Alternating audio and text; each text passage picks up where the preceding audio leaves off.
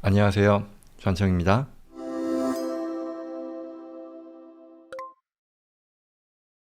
자, 첫 번째요. 대학생 자녀를 둔 경우에 학비 공제 어떻게 하느냐입니다. 읽어보죠. 안녕하세요. 저는 소규모 회사를 운영하고 있습니다. 대학생 자녀가 있는데요. 이 아이가 어렸을 때는 차일드 텍스 크레딧도 받고 방과 후 활동에 대한 비용도 공제를 받을 수 있었는데 지금은 대학생이다 보니 대학 등록금에 나가는 금액은 부쩍 늘었는데 이에 대해 비용 공제 혜택이 그다지 없는 것 같다.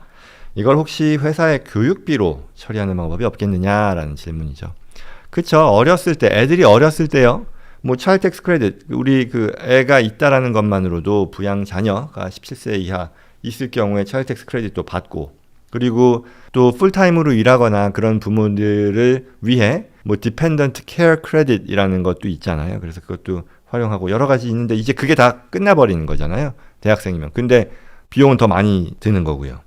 그랬을 때 뭔가 있을 것 같은데 없겠느냐라는 거죠. 그리고 게다가 이분은 이 사업을 하시는 분이니까 뭐 이런저런 비용들도 어느 정도는 플렉서블하게 운용할 수 있는 그런 입장이라는 거죠. 그랬을 때 이런 질문 충분히 할 수 있다고 생각을 해서 골랐는데요. 답은 두 가지 가능성이 있어요. 뭐냐면 회사의 일반적인 어떤 복지 혜택이라고 할 텐데요. 그런 하나의 회사의 일반 복지 프로그램의 하나로서 이 교육비를 산정해서 지급하는 게 가능하고요. 두 번째는 회사의 교육비 보조 프로그램이라고 하는 것이 이 일반 복지 프로그램 말고요. 별도의 어떤 보조 프로그램으로 이 세법 127조에 규정하고 있는 내용이 있거든요. 이게 딱 들었을 때 와닿지 않을 수 있는데 이 두 개가 뭐가 다르지? 라고 하실 수 있을 텐데요. 말씀드리면 이제 이해할 겁니다. 어찌됐건 둘 다 간단한 어떤 그림은 부모가 자녀를 직원으로 고용해서 당연히 이건 합법적인 어떤 합당한 직원이어야겠죠. 그냥 단순히 비용을 빼기 위한 이런 목적이 아니라 정말 그에 합당한 역할을 하는 직원을 뽑는다는 거예요. 게다가 대학생 자녀니까 뭐 충분히 그거는 성인 자녀로서 그와 같은 어떤 업무의 스펙트럼은 충분히 넓어졌을 것 같긴 한데 아무튼 그런 건데요. 둘 다. 그럼 첫 번째부터 볼게요. 회사가 직원에게 제공하는 뭐 일반 복지 프로그램으로서 어떤 게 있는지 보겠다는 거죠. 이거는 그 업무 용어로는 Working Condition Fringe Benefit이라고 부르는데요. 이게 뭐냐면 그냥 회사가 여러 가지 이 회사 내에 직원들에게 제공하는 혜택으로서의 비용들이 있죠. 예를 들어 뭐 교육비도 지금 얘기했지만 사무실 비품이요. 당연히 이거 회사 비용이잖아요. 그리고 사무실 비품이라고 했지만 뭐 거기에 뭐 이런저런 뭐 물도 마시는 물도 있을 것이고 간식거리도 있고 뭐 이런저런 게 또 많이 있단 말이죠. 또는 그렇죠. 그리고 출장비 마찬가지고요. 직원들이 이제 출장을 갔을 때 관련 비용들을 제공하잖아요. 그리고 자격증이요. 예를 들어 업무에 꼭 필요한 어떤 자격증이 있을 때 그에 대한 비용 지출할 수 있는 거잖아요. 종업원을 위해서요. 그리고 소프트웨어 뭐 구독한다. 어떤 프로페셔널 서비스를 하는 그런 회사라던가 아니면 어떤 이유에서건 그 업에 종사하는 직원들이 액세스하는 데 있어서 뭐 개인들이 당연히 부담하기 큰 금액일 수도 있고 설사 그게 아니라 하더라도 업무 목적으로 이런 소프트웨어에 구독해야 되는 그런 경우가 있죠. 그 회사가 부담해 주잖아요. 그런 것들이 어떻게 되냐면 회사 입장에서는 이건 당연히 legitimate 합법적인 경영상의 비용 처리를 할 수 있는 것이고요. 그리고 이에 대해 혜택을 누리는 게 직원 개개인이지만 이 종업원, 직원은요. 이에 대한 혜택을 누리는 것을 소득 처리하지 않아도 된다라는 거죠. IRS 입장에서 보면 이건 이럴 거예요. 회사가 100불의 비용을 지출을 했는데 그러면 회사 입장에서는 100불만큼의 과세소득을 줄이는 거잖아요. 비용이 지출이 됐으니까. 그런데 종업원은 이와 같은 혜택을 누리지만 이 100불을 본인의 소득으로 픽업하지 않아도 된다는 거죠. 그럼 윈윈이죠. 회사나 종업원이나 모두. 여기서 IRS는 양보하는 거죠. 그와 같은 성격에 대해서는 그 100불이라고 하는 원래는 이게 회사가 됐건 아니면 종업원이 됐건 둘 중에 한쪽으로부터 받았어야 할 과세 수입인데 그쵸? 과세 대상 수입인데 이걸 포기하는데 동의해 준다. 왜? Working Condition Fringe Benefit에 들어가니까 라는 거거든요. 그랬을 때 교육비가 또 가능하다는 얘기죠. 여기서. 그러면 어떻게 되느냐? 조건이 있어요. 이게 Working Condition Fringe Benefit으로서 종업원의 교육비가 인정을 받기 위해서는 자녀의 경우도 마찬가지겠죠. 현재 포지션, 그 직원이 하고 있는 역할이죠. 현재 포지션의 업무 능력을 개선하는 데 필요하거나 또는 현재 포지션을 유지하는 데 있어서 반드시 필수적인 그런 교육이라고 하면 허락이 된다는 거죠. 이게 워킹 컨디션 프린지 베네핏으로 인정을 받는다는 거죠. 그렇게 되면 회사의 비용, 회사의 발생 비용이 종업원에게 있어서는 소득으로 잡히지 않으니까 세금을 줄이는 데 있어서 어떤 혜택을 볼 수 있는 거죠. 그래서 이와 같은 어떤 조건을 만족한 상황에 대한 비용 지출은 교육비 보조는 자격이 될 경우죠. 그러니까 금액 제한도 없어요. 금액 제한 없이 제공할 수 있다라는 거죠.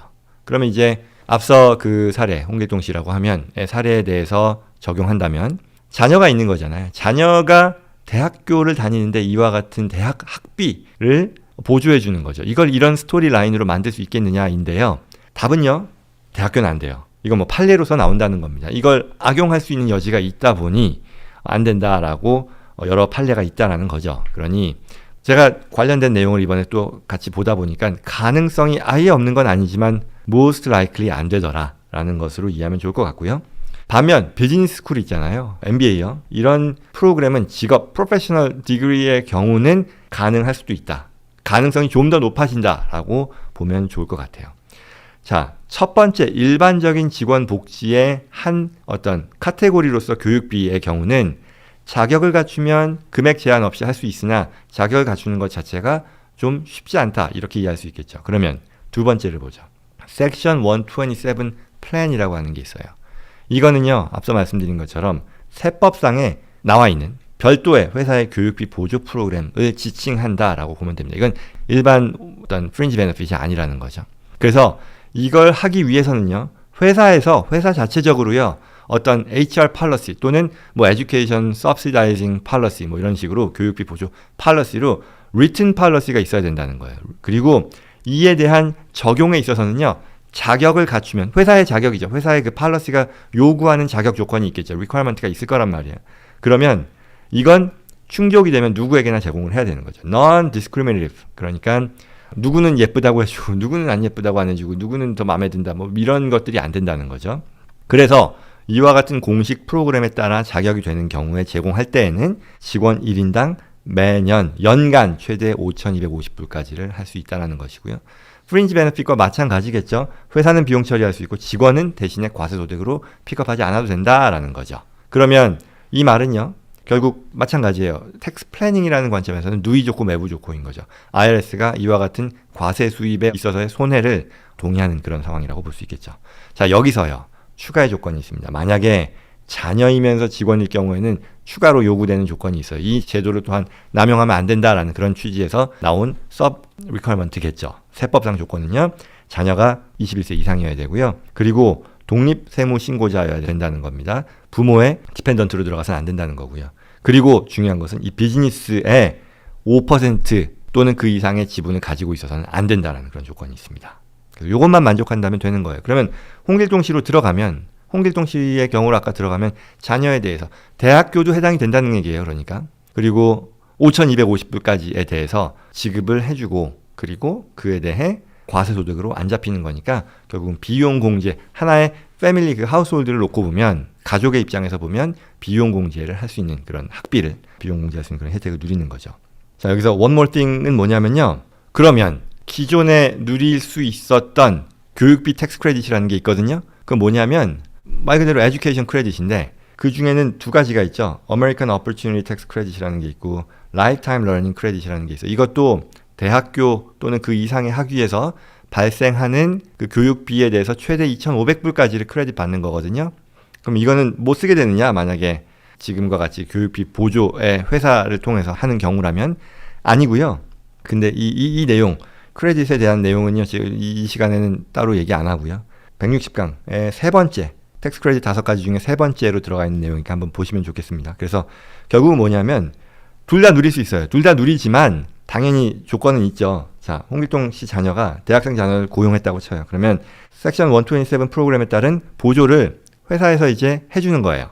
그리고 나머지의 급여, 그러니까 5,250불이라고 하는 것을 회사가 보조해 줬을 때 그 금액만큼에 대해서는 이 크레딧에 자격을 갖춘 교육비라고 볼 수 없고요. 이 더블 디핑이 돼서는 안 되겠죠. 그건 안 되고 그 외에 다른 어떤 교육비의 발생, 예컨대 자녀의 학비가 뭐 1년에 10,000불이었다고 치면 5,250불은 이와 같은 교육비 보조를 될 것인데 나머지 금액 뭐 4,750불 뭐 이 금액은 어떤 식으로든 또한 장만을 했을 거 아니에요. 뭐 자녀가 자기가 돈 벌어서 했건 부모가 디펜던트로서 했건. 근데 디펜던트는 안 되겠죠. 자녀가 번 그런 금액일 텐데 자녀가 신고를 할 때 나머지 조건들, 크레딧의 조건을 만족한다라고 하면 이와 같은 텍스 크레딧도 교육비 크레딧도 같이 활용할 수 있으니까 기존의 크레딧 플러스 추가의 텍스 플래닝으로서 이 가족 기업을 활용하는 것이 활용될 수 있다는 결론이 되겠죠.